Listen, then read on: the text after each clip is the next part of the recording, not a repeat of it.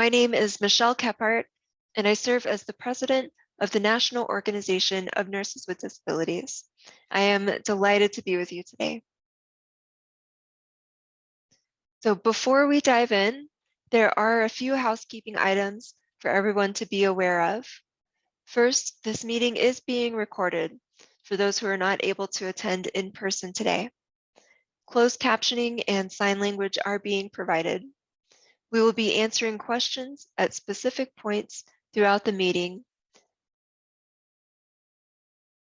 So please feel free to type your questions in the Q&A box. To open the Q&A box, click on the Q&A button located in the menu at the bottom of the Zoom screen. If you prefer to speak your question, you are welcome to click the Raise Your Hand icon during the Q&A sessions to come off of mute to ask your question.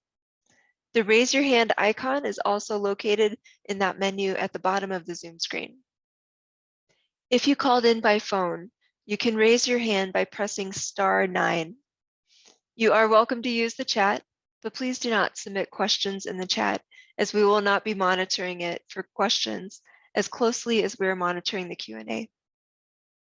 I want to thank Robin Jones and a NOND advisory committee member for helping us organize our technical support, captioning, sign language interpreters, and meeting platform for today. I also want to thank Jackie, Leighton, and Marcy for hosting today's meeting and helping us behind the scenes. We would not have been able to do this without you. So here's our agenda for today. We will review NOND's mission. Then we will provide updates about our new partnerships and agreements.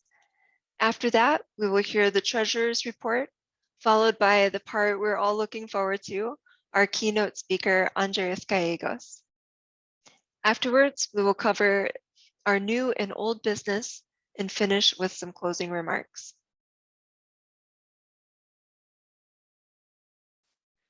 For those who are new to NOND, the National Organization of Nurses with Disabilities is an open membership, cross-disability, professional organization that works to promote equity for people with disabilities and chronic health conditions in nursing.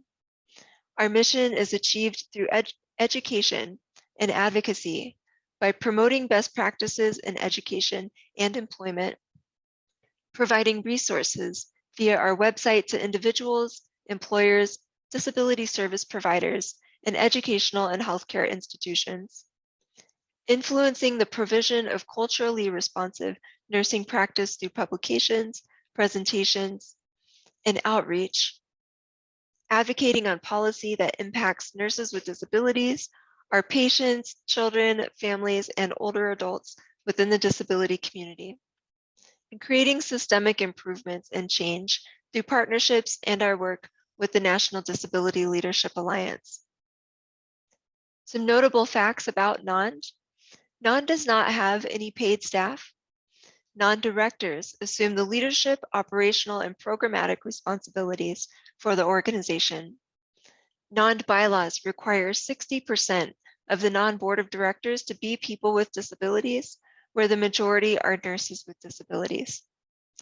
NOND directors, the majority of whom are employed full-time, work within the healthcare sector or social service sector, are geographically dispersed, and contribute their personal time and financial resources to fulfill their responsibilities on behalf of NOND. Why do we do this? We do it because we're passionate about nursing and because we refuse to let our circumstances and the pressures of society detract us from doing what we are capable and motivated to do. We are nurses. It's our calling to improve the health of our patients and our communities. We also do this because people with significant disabilities account for more than 12% of the US population, and yet we experience the highest rate of health disparities, which are defined as avoidable and unjust differences in health. These health disparities are a result of many factors, including inadequate transportation, inaccessible healthcare facilities and equipment, high cost of care, compounded with higher rates of poverty, unemployment, and low education status among the general disabled population. Having a healthcare provider with a deep understanding of your situation is unbelievably helpful, but there's more to it. The innovation that stems from bringing together people of different life experiences can be translated to help the broader population. Just as with everyone, healthcare providers also learn from each other. They see each other trying new solutions, and they adapt those solutions to other problems. The Department of Labor states that perhaps more than any other group of people, individuals with disabilities have the ability to adapt to different situations and circumstances. As employees, they add to the range of viewpoints businesses need to succeed, offering fresh ideas on how to solve problems, accomplish tasks, and implement strategies. Some of the highlighted benefits of increasing diversity in healthcare include better communication among care providers and with patients, improved advocacy for patients, more innovation and collaboration, and ultimately better patient outcomes and satisfaction. The American Association of Colleges of Nursing states that all national nursing organizations, the Federal Bureau of Health Workforce Hospital Associations, nursing philanthropies, and other stakeholders within the healthcare community agree that recruitment of underrepresented groups into nursing is a priority for the nursing profession in the US. Removing arbitrary barriers for people with disabilities to enter the nursing workforce or remain employed is not just required by the ADA.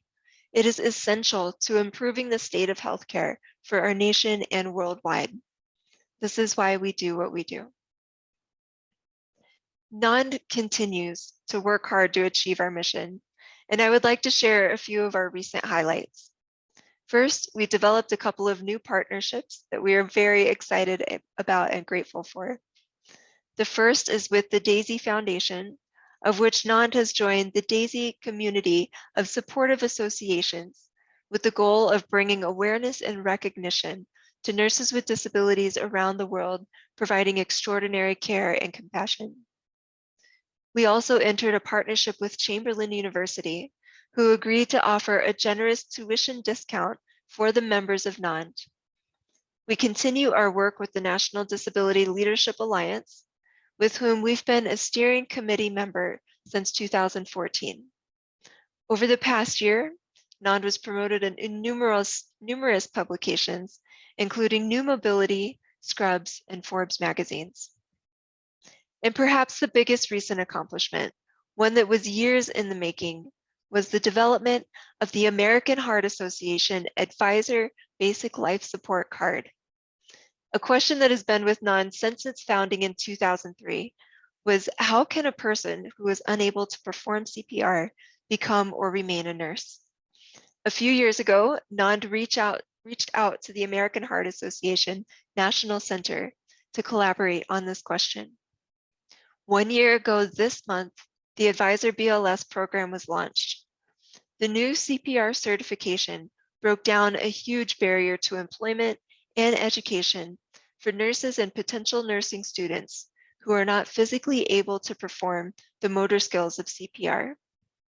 We are proud to report that as of April 21st, 2021, 2,781 Advisor BLS certification cards have been issued to people with physical disabilities.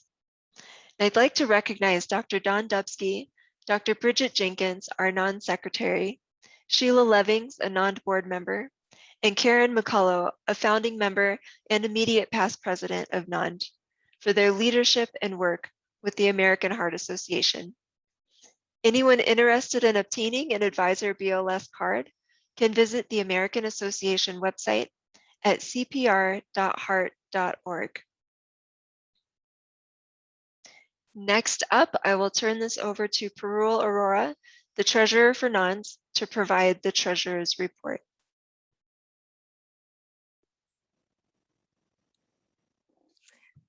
Hello, everybody. Thank you so much. My name is Parul Arora, and I currently serve as the Treasurer of NOND. I would like to give you a brief snapshot of how our year has gone, and it's been a great year, and I hope that proceeds for the years to come. For fiscal year 2021, our total revenue was $6,340.71. Our main sources for revenue have been Amazon Smile, private donations, membership, and grants. Our expenses for fiscal year 2021 were $2,000.66, and those were from the director's insurance and our website fees. Our bank balance currently resides at $17,469.46. For the next year, our plans for growth and development are to be more active in fundraising on social media, speaking engagements, growing our membership, and building new partnerships. Thank you. All right. Thank you, Parul. It's worth mentioning that Parul has served on NOND's board for 10 years, and she has been our treasurer for 6 of those years. We deeply appreciate all the work that you do. Okay, it is now my pleasure and honor to introduce our keynote speaker, Chairman Andres Gallegos. Chairman Gallegos is a disability rights attorney and shareholder with the Chicago, Illinois law firm of Robbins, Solomon, and Pat. He founded and directs his law firm's National Disability Rights Practice, which has as its focus improving access to healthcare and wellness programs for persons across all categories of disabilities throughout the country. In February 2018, Mr. Gallegos received a congressional appointment to the National Council on Disability. In January 2021, President Biden designated Mr. Gallegos to be the chairman of the National Council on Disability. NCD is an independent federal agency that advises the president, his administration, Congress, and the head of all federal agencies on all matters affecting persons with disabilities in the country and in the U.S. territories. Chairman Gallegos has a deep history of advocating for the rights of persons with disabilities. Chairman Gallegos is a person with a disability, having sustained a spinal cord injury resulting in quadriplegia as a result of an automobile accident in 1996. He is also a veteran of the United States Air Force, having served honorably for 14 years. Welcome, Chairman Gallegos, and thank you for being with us today. Thank you. It's an absolute pleasure to be here and to be able to present at the annual meeting of the National Organization of Nurses with Disabilities. As Michelle shared, I am a person with disability, class of 1996, 25 years ago, this coming November. I joined the disability community in a fraction of a second as a result of a horrific automobile accident where I sustained a spinal cord injury resulting in quadriplegia. As Michelle also mentioned, this past January 20, on the afternoon of his inauguration, I was humbled by President Biden, designated me as the chairman of the National Council on Disability. NCD is the smallest independent federal agency in all of government. We are 9 council members, presidentially and congressionally appointed, supported by 12 full-time dedicated and very talented staff. We are charged with advising the president, his administration, Congress, and federal agencies on policy matters affecting people across all categories of disabilities throughout the United States and in our territories. To say that this has been the most difficult 17 months in healthcare is an understatement. For the first time in our lifetime, we've had to confront a global health pandemic to combat a virus which there was no immediate cure and had a high percentage of mortality.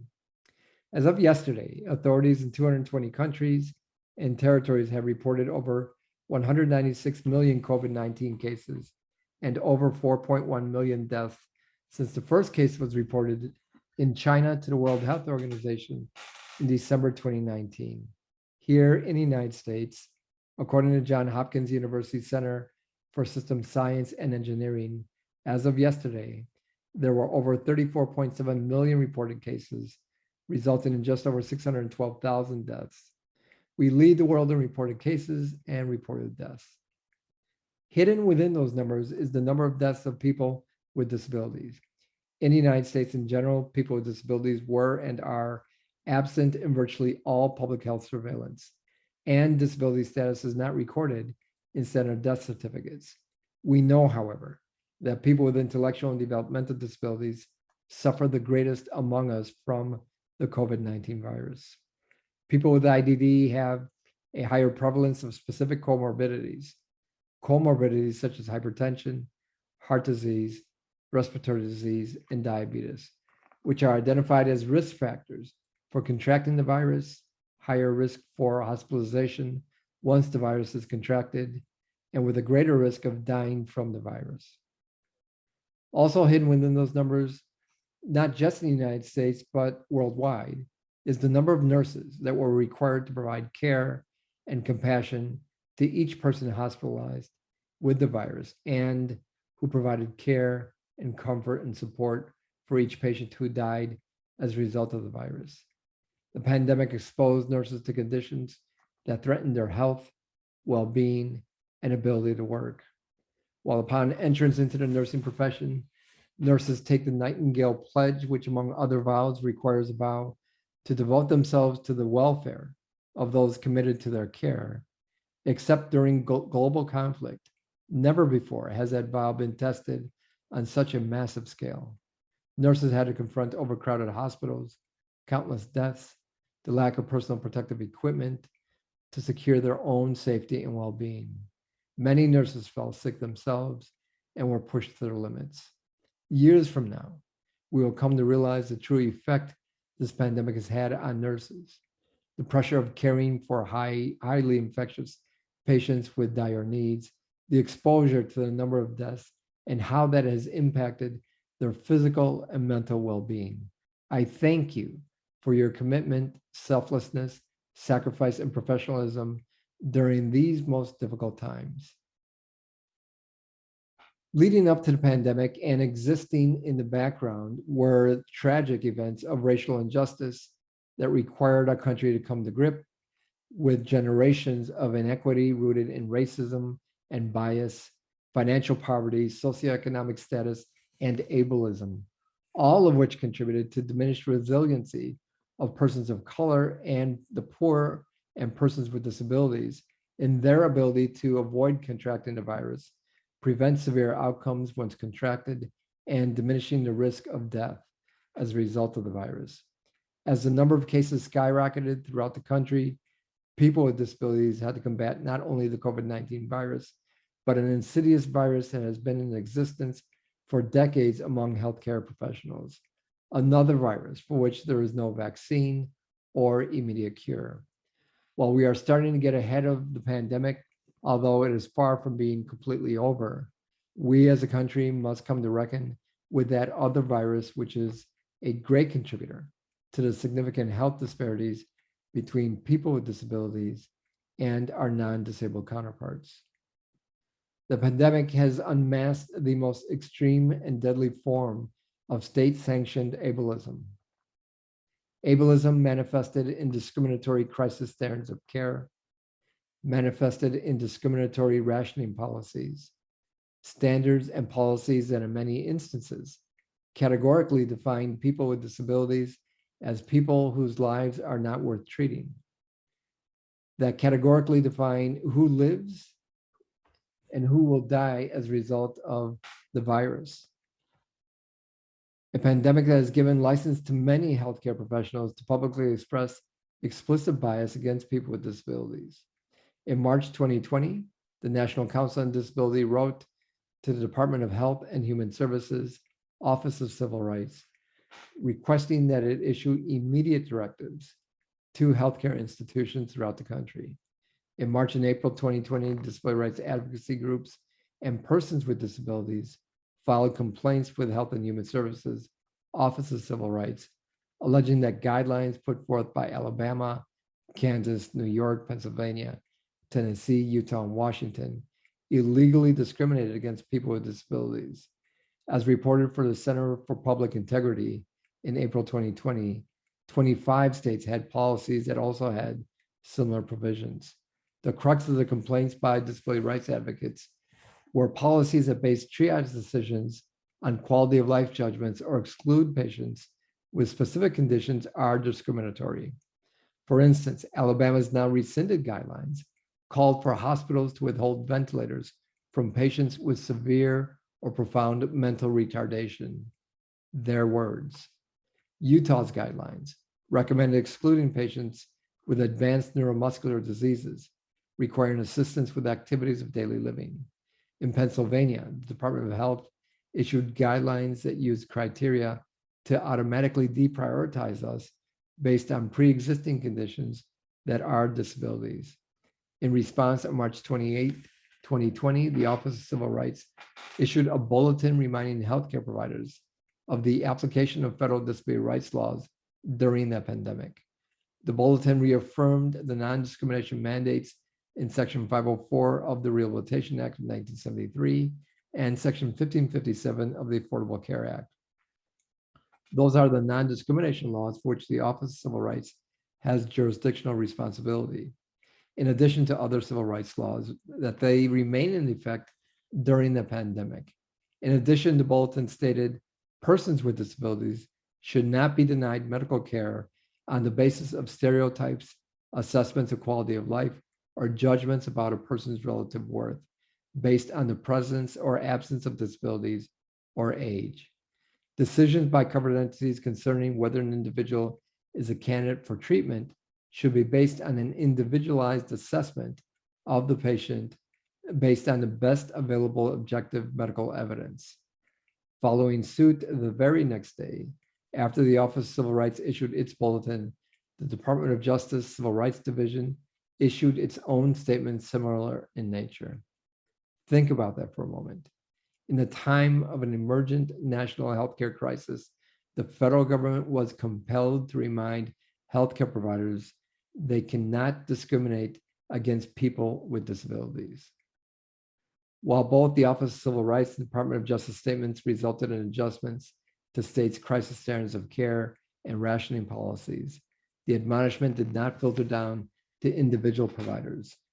While this was taking place, Health Affairs published a study this past February by Dr. Lisa Iuzzoni, herself living with multiple sclerosis and on the faculty of Harvard Medical School, and her colleagues, revealing that 82.4% of surveyed physicians nationwide believe that people with significant disabilities have worse quality of life than non-disabled people. That is what Sol Levine in 1987 defined as a disability paradox. Why do so many people with serious and persistent disabilities report that they experience a good or excellent quality of life, when to the most external observers, these individuals seem to live an undesirable daily existence? Dr. Iuzzoni's study is the latest contribution to a well-established body of literature acknowledging healthcare providers' implicit bias, attitudes, and beliefs contribute to inadequate or inappropriate clinical decisions and results in the failure to make appropriate recommendations for preventive care for minority and ethnic groups, as well as people with disabilities.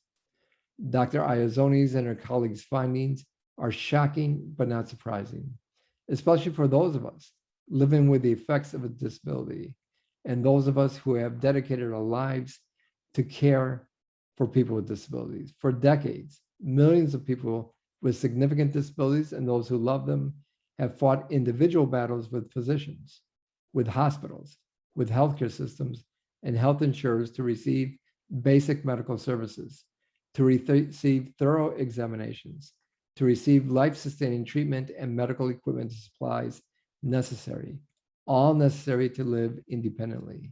I authored a response to Dr. Iuzzoni's study that was also published in Health Affairs on April 1. As chairman of the National Council on Disability, as a disability rights attorney, and as a person with a disability, I had to speak out. Explicit and implicit discriminatory bias within the healthcare profession represents an insidious virus against which people with disabilities have been fighting for decades. The breadth of the problem is already clear and does not warrant more research. We need to raise our voice to speak in unison against discrimination wherever it occurs. Throughout the pandemic, people have longed to return to some semblance of normalcy. As it relates to our relationship with the healthcare profession, we can't go back to normal. It has not worked for us. We need a critical examination of the treatment and care of people with disabilities in this country. The National Council on Disability has long held the view that attaining and maintaining good health is critically important for everyone, but more so for people with disabilities. It is truly the predicate to our ability to live, our ability to learn, and our ability to work and earn. Without obtaining and maintaining good health, our advocacy for inclusion and accessibility in education, housing, transportation, etc., is for naught. That's why we, the National Council on Disability, must serve as a federal voice for health equity for people with disabilities. According to the Center for Disease Control and Prevention, health equity is achieved when every person has the opportunity to attain his or her full health potential. And no one is disadvantaged from achieving this potential because of a social position or other socially determined circumstances. With respect to health equity, through our Health Equity Subcommittee, we, the National Council on Disability, are developing a health equity plan for all people with disabilities. We are finalizing the details of the plan's framework, which we expect to publicly release within the next 30 days, and may take the form of an executive order, administrative action, legislation, or a combination of all three. To date, there are 26 specific components of our framework, which, for example, calls for the designation of all people with disabilities as a medically underserved population, the establishment of a national center on disability health to conduct and support research, training, dissemination of information, etc., with respect to health conditions and the elimination of health disparities for people with disabilities, funding for the recruitment of people with disabilities in all medical and allied health professions, including recruitment of people with disabilities in the fields of healthcare administration and public health, funding for Section 5307 of the Affordable Care Act. That section requires the Secretary of Health and Human Services to develop model curricula for disability cultural competency, curricula that we want to see adopted at all medical, dental, nursing, and other health and allied health professional schools. Our framework also proposes higher Medicare reimbursement rates for certain care and treatment of people with disabilities, loan forgiveness for physicians and nurses who focus on the needs of persons with disabilities, among other proposals. We have presented our initial framework to the administration and are presently obtaining feedback from community partners. And then we'll circle back with the administrations to start organizing a working group to move this plan forward. In closing, after the toughest 17 months in healthcare, people with disabilities and those who love them and those who care for them, together with like-minded people all over, must use our voice to address the long-standing social determinants of health that contribute to significant health disparities between people with disabilities and our non-disabled counterparts. Use our voice to demand health equity for people with disabilities. I thank you again for inviting me to address your annual meeting. And with that, I will take your questions. All right, thank you, Chairman Gallegos. If anyone has any questions that you would like to ask, you can type them in the Q&A box, or if you prefer to come off mute to ask your questions by voice, you can click the raise your hand icon. If you're calling in by phone and would like to raise your question, you can press *9 to raise your hand. As we're waiting for some of those questions to come in, I'm curious to know, of the changes that you're implementing, is there, specifically towards the ones that come from just related to COVID and the crisis situation in COVID, is there a sign that those changes are going to stick permanently after COVID has calmed down?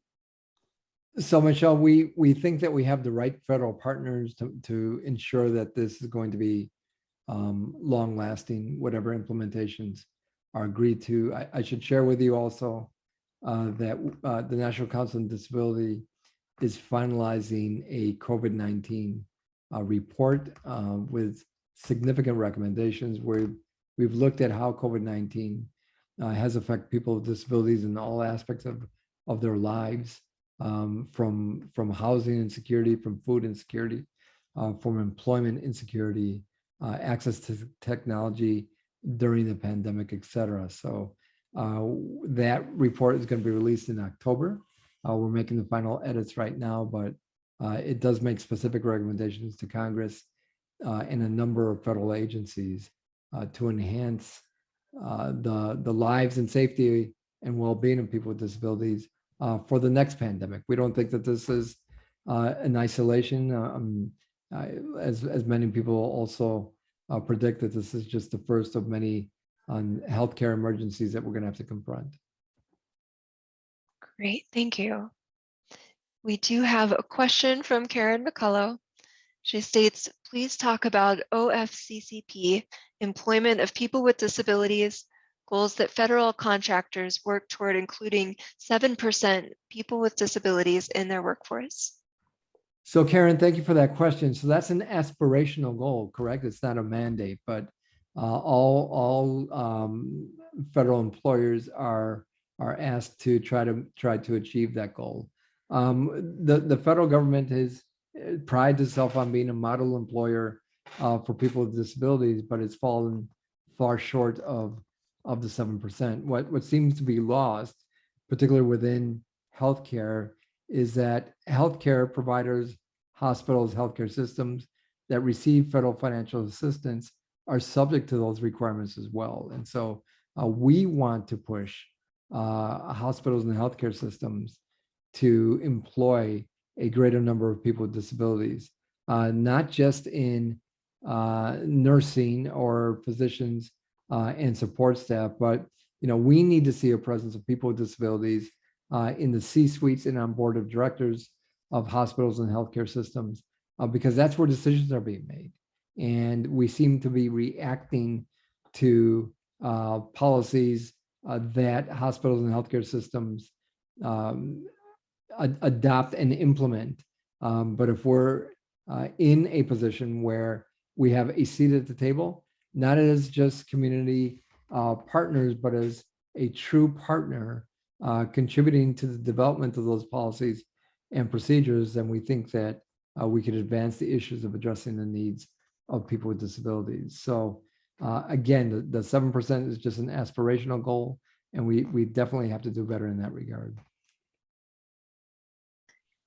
Karen also asks, does this include institutions of higher education who receive grants from the federal government that are more than $25,000 grants? That's correct. Any federal recipient or any recipient of federal financial assistance would be subject to that as well. This seems like a tough endeavor when you think about the need for having people with disabilities in the healthcare field, but also what you mentioned from Dr. Iazoni's study about even physicians having negative perceptions towards people with disabilities. How do we reconcile those, as either from your stance or from nurses? What can we do to help? It seems like two opposite ends fighting against each other. What can we do to reconcile that?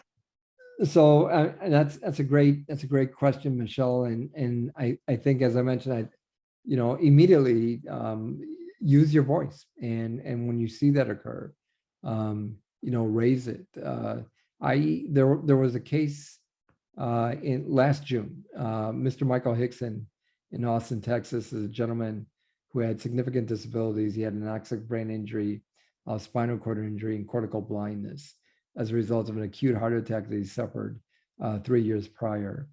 He was taken to a hospital in Austin, Texas for suspected COVID, and he had double pneumonia and sepsis.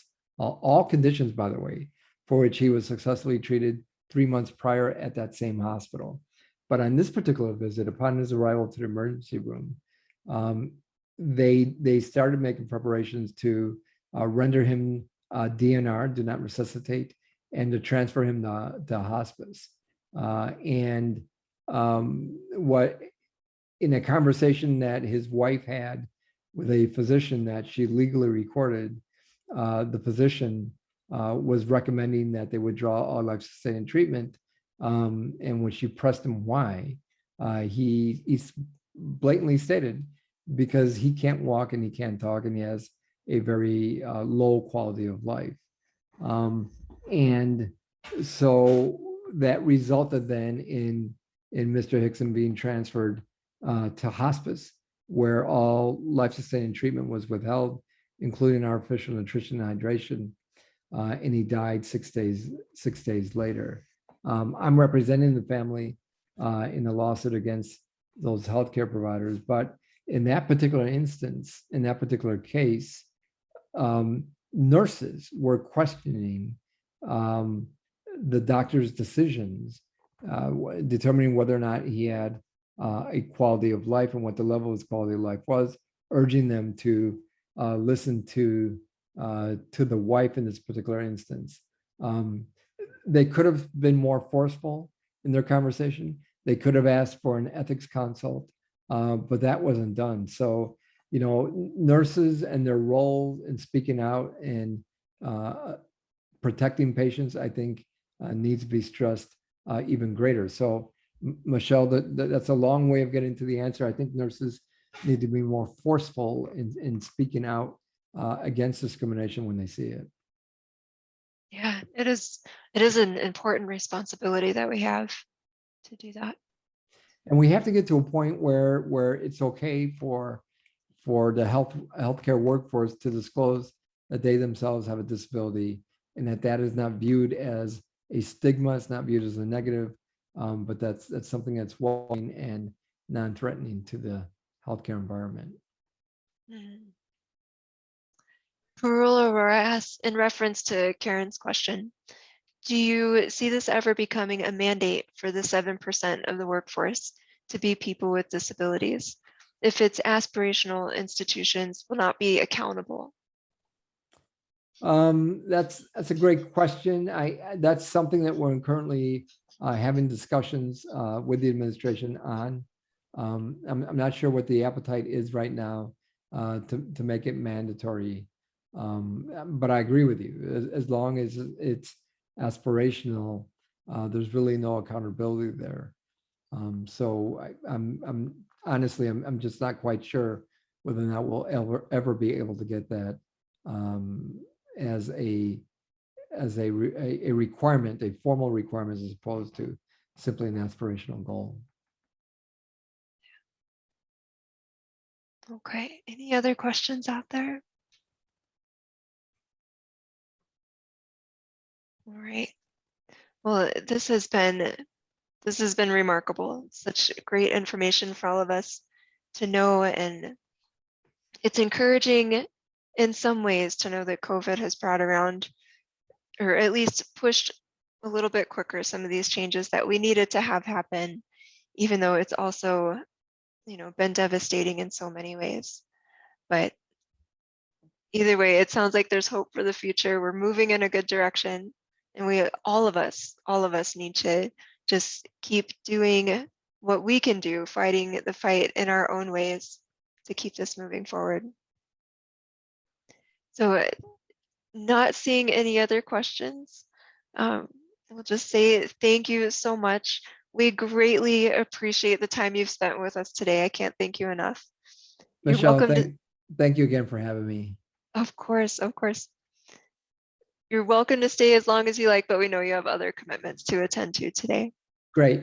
Be well, and thanks again. Thank you. Take Bye. care.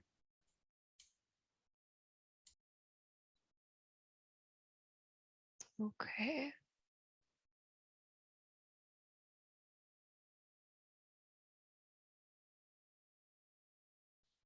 So next up, we will have our old and new business for NOND since our last meeting.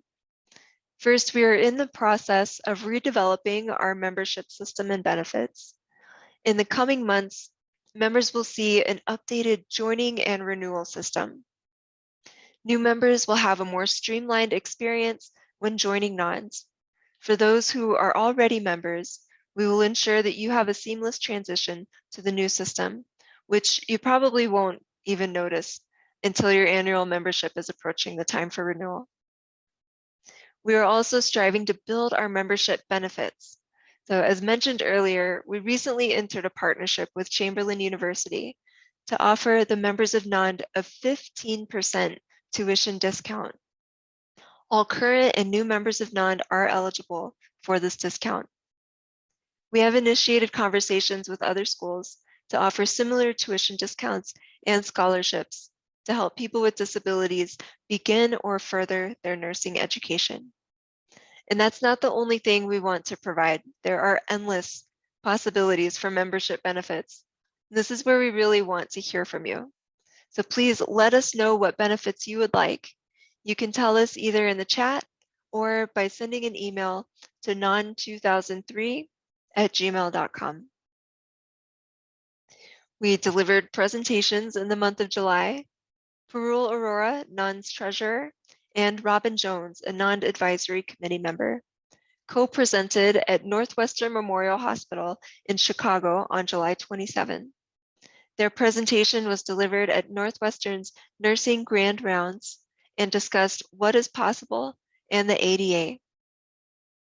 On July 29, Karen McCullough, one of NOND's founders and NOND's immediate past president, and I co-presented to the faculty and staff of Chamberlain University for their Diversity and Inclusion monthly celebration.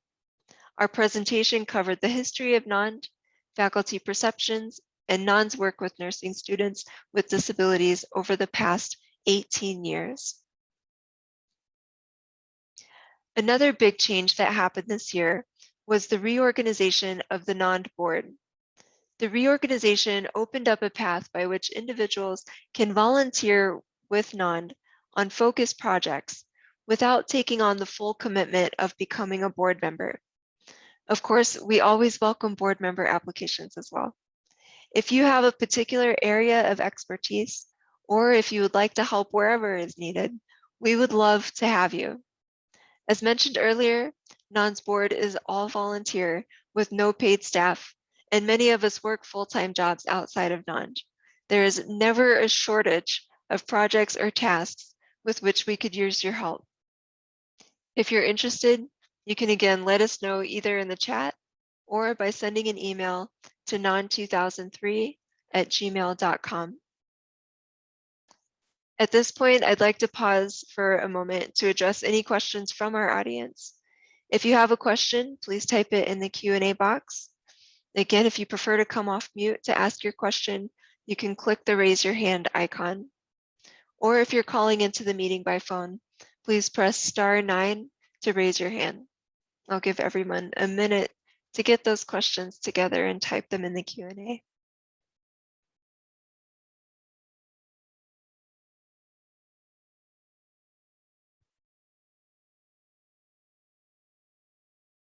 Okay. Well, not seeing any. So if you think of any still, feel free to type them in, but we'll continue to the next part.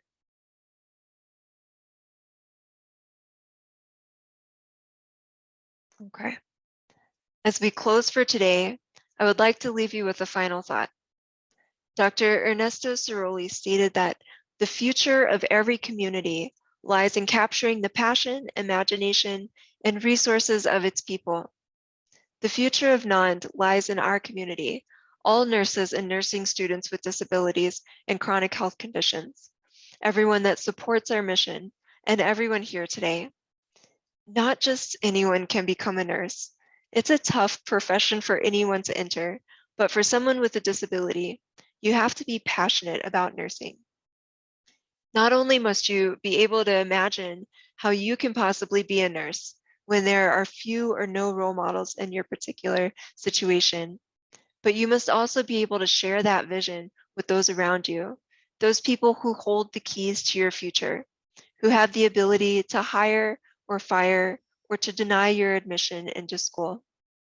You have to help them imagine how you can possibly be a nurse.